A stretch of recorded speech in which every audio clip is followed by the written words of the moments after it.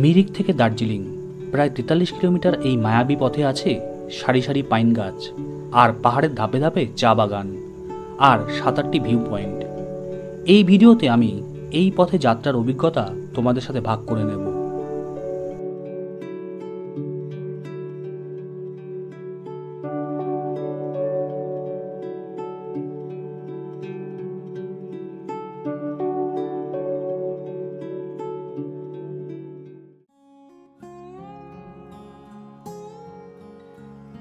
মিরিক অথবা তাবাকুশি থেকে যাত্রা শুরু করে প্রথমেই পড়ল থারবো টি এস্টেট। যতদূর চোখ যায় শুধু পাহাড়ের ধাপে ধাপে সবুজ চা বাগানের সারি।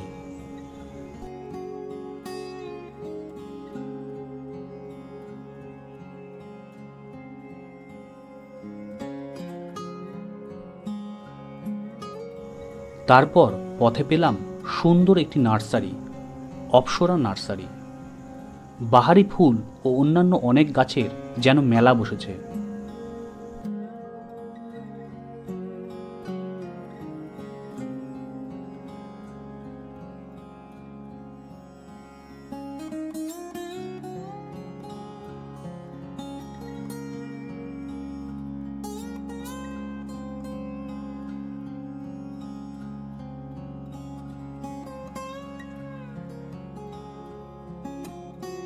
এটি পথে আলিনাস হোমস্টে ও কিশোর মেমোরিয়াল স্কুলের পাশেই অবস্থিত।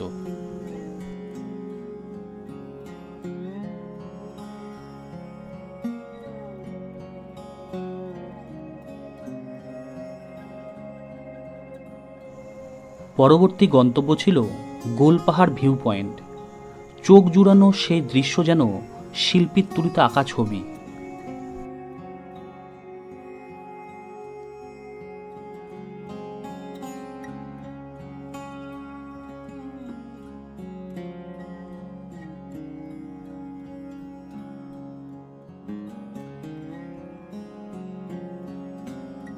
গোপালধারা চা বাগানের অন্তর্গত এই চা বাগানের ভিতরে বর্তমানে জনসাধারণের প্রবেশ নিষেধ, তবে কিছু চা বিক্রেতার স্টল দেখলাম।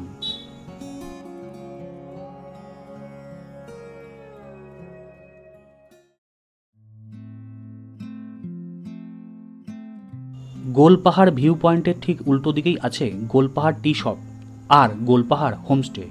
চাইলে এখানে তোমরা স্টে করতে পারো। চলো এবার ভিতরে যাওয়া যাক।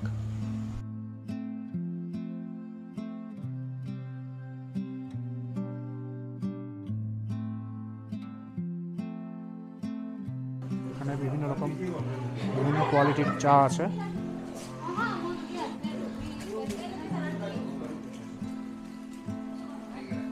चाय होगा पीने के लिए? कितना लाल से कितने? हाँ दीजिए। মাত্র 20 টাকায় 1 কাপ দার্জিলিং চা অর্ডার করলাম। কিছুটা সময় অপেক্ষা করতেই চলে আসলো গোল্ডেন দার্জিলিং টি। স্বাদ ও সুগন্ধে এক কথায় অনবদ্য।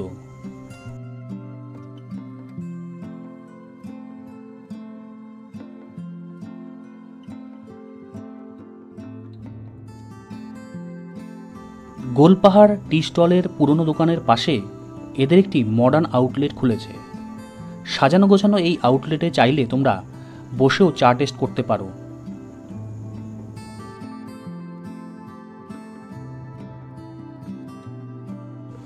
এখান থেকে কিছুটা চা কিনে তারপর পৌঁছে গেলাম ভারত নেপাল সীমান্তের পশুপতির চেকপোস্টে।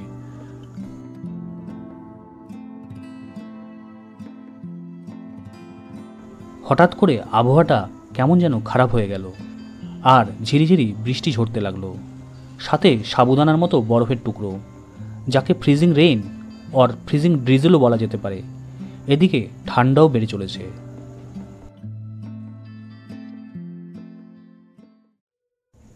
আর একটু এগোতেই এমন একটি গা ছমছমে পরিবেশে এসে উপস্থিত হলাম যেখানে ক্ষণিকের জন্য না দাঁড়িয়ে পারলাম না।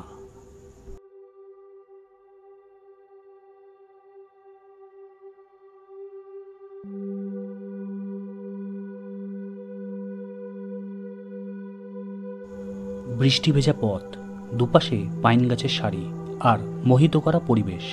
এর থেকে বেশি প্রাপ্তি আর কি হতে পারে?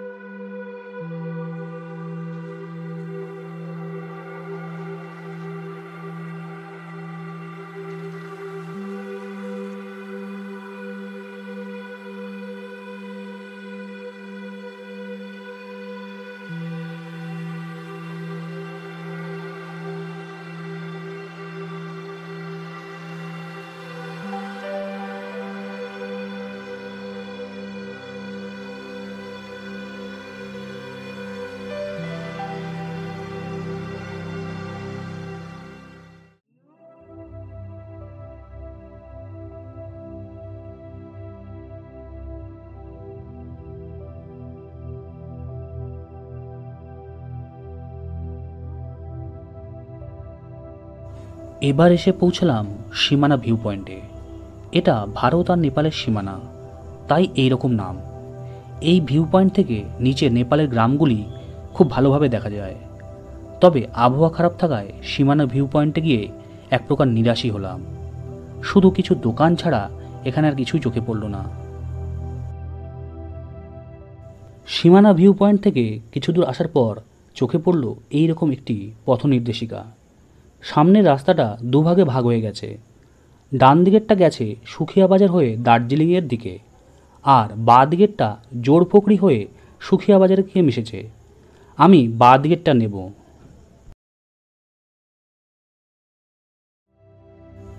আমি এসে পৌঁছালাম জোড়পোখরি জিটিএ অফিসের সামনে।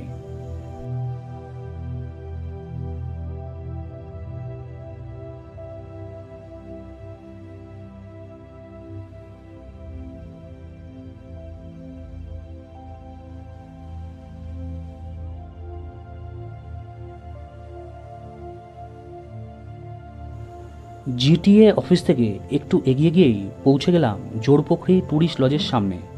এটি জিটিএর পরিচালনায়।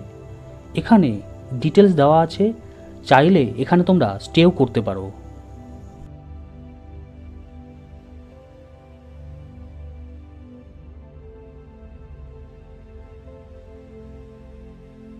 কাঞ্চনজঙ্ঘা, লেক ও মায়াবী প্রকৃতি একসাথে চাইলে আসতে হবে ৭,৪০০ ফিট উচ্চতার জোড়পোখরিতে।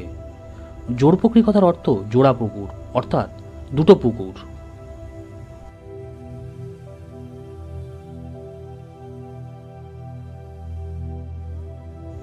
এখানে কিছু হোমস্টেও চোখে পড়ল। কাঞ্চনজঙ্ঘা দেখার দারুণ জায়গা হলো এই জোড়পোখরি, তবে তার জন্য আবহাওয়া পরিষ্কার থাকতে হবে। জোড়পুকুরির বড় পুকুরের মাঝে আছে পঞ্চমুখী সাপের ফনা।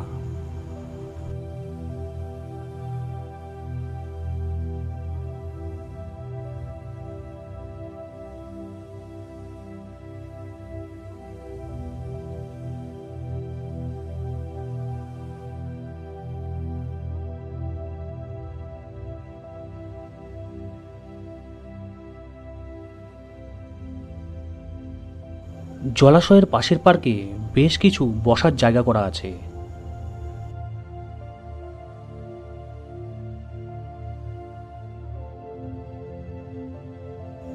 পার্কের ঠিক মাঝখানে এইরকম একটি চাঁদোয়া করা আছে, যার নিচে অনেক বসার জায়গা আছে।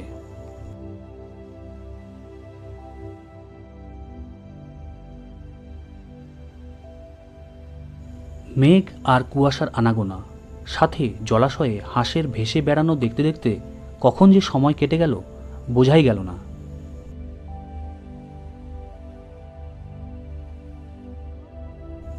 জোড়পোখরির এই মহাদেবধাম পার্কে প্রবেশ মূল্য 20 টাকা, পার্কিং চার্জ 20 টাকা, আর ড্রোন ব্যবহার করলে দিতে হবে 500 টাকা।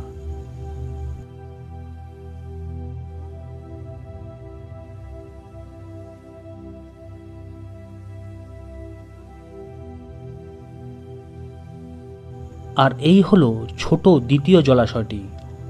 পাশে ওইদিকে একটি মন্দিরও আছে।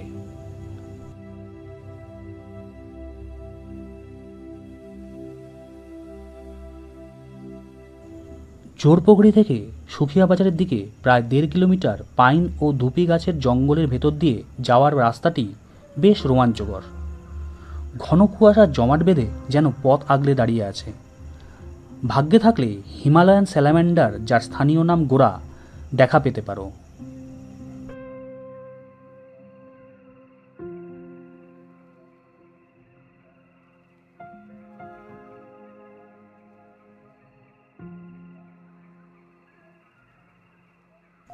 কিছুটা নিচে নেমে এসে পৌঁছালাম আই লাভ সুখিয়ার সামনে।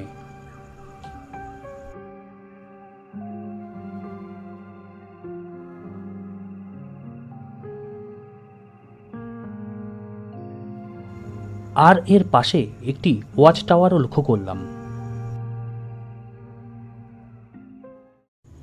আমি এই দিক থেকে জোরপুকুরি থেকে এসে পৌঁছালাম সুখিয়া বাজারে। এখান থেকে দার্জিলিংয়ের দূরত্ব 20 কিলোমিটার আর ঘুম 12 কিলোমিটার। এই দিকে পথে পড়বে লেপচা জগৎ ও ঘুম, আর আমার পরবর্তী গন্তব্য লেপচা জগৎ। অতঃপর এসে পৌঁছালাম লেপচা জগৎ পাইন ভিউ পয়েন্টে। এখানে এসে যা দেখলাম তাতে আমার বাকরুদ্ধ হওয়ার অবস্থা।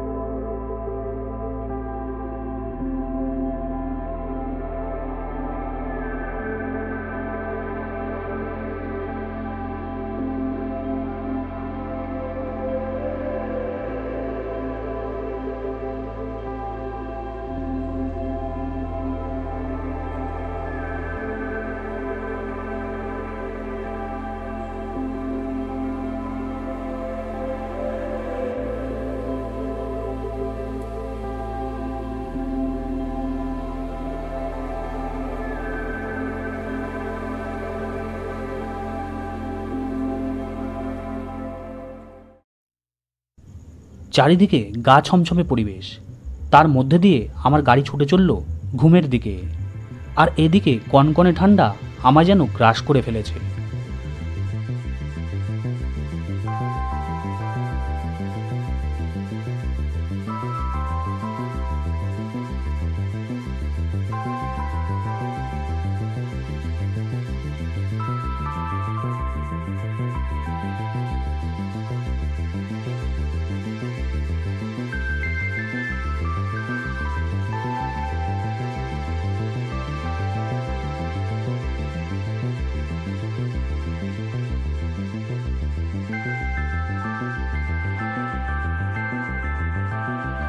সামনে টয় ট্রেনের দেখা পেতেই বুঝলাম গন্তব্য আসন্ন। এক মায়াবী সন্ধ্যায় এসে পৌঁছালাম ঐতিহ্যবাহী ঘুম স্টেশনের সামনে।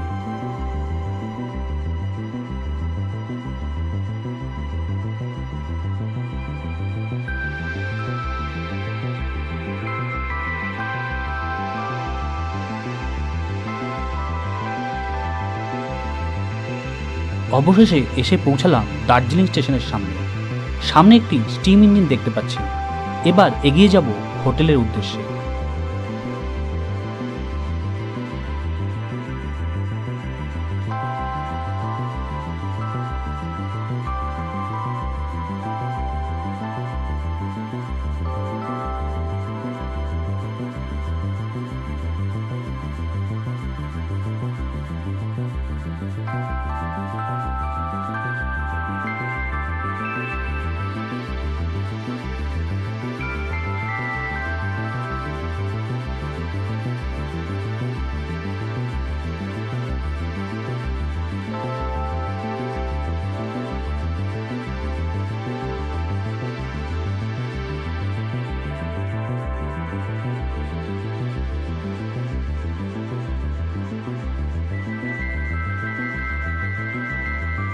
কোনো জিজ্ঞাসা থাকলে কমেন্ট করে জানিও।